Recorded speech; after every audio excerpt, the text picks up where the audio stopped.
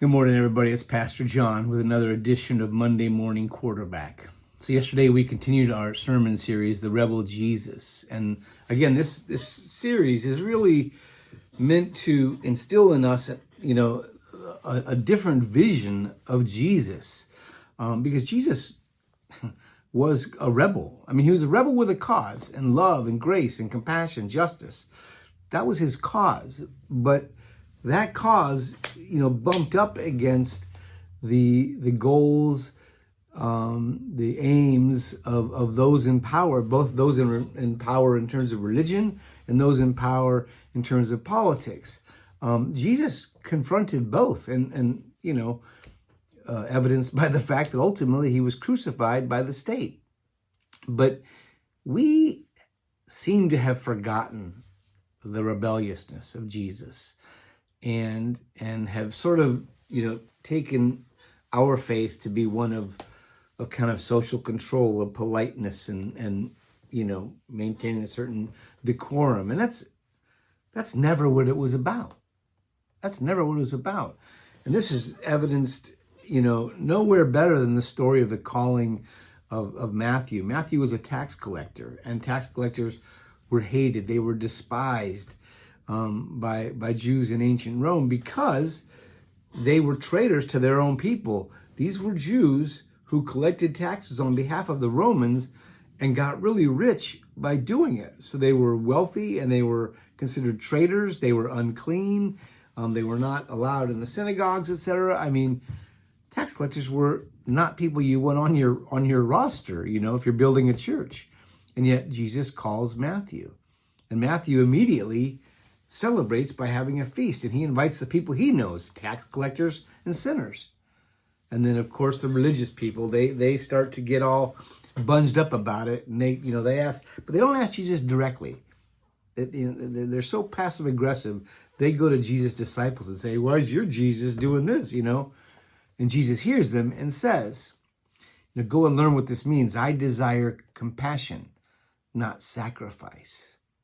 Now, we have to understand that when Jesus says not sacrifice, the sacrifice that he's referring to is not like sacrificial love for someone. He would be thrilled if we loved sacrificially.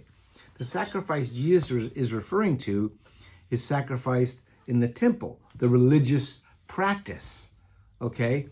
And so what Jesus is actually saying is, I desire compassion, not religion. That's really what he means.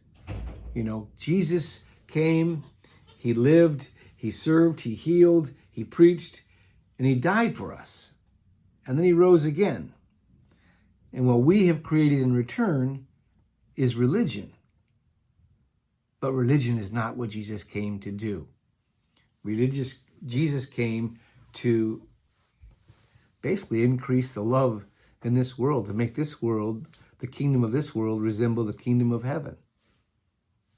That's what he came to do.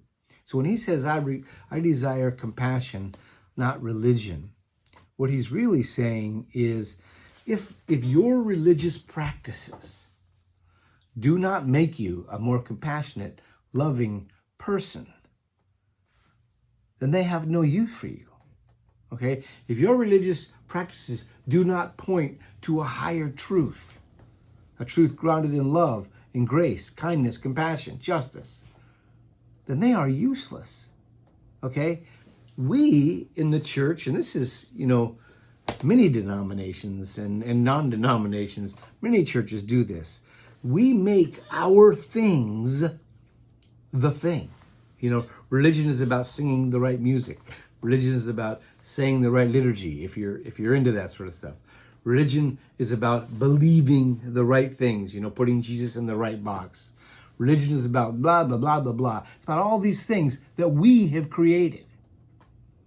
And what Jesus is saying is, if your religion is not about love, kindness, compassion, and justice, then it is no religion he wants to be a part of. Think about that. I desire compassion, not religion. That is like an arrow through the heart of the church. Because if we do not hear those words, and realize he's talking to us. And he's confronting what we have built. And he's really asking us to look at ourselves and say, is what we have built truly serving God's kingdom? Or are we just serving our own survival? Are we just tending to our own little silos?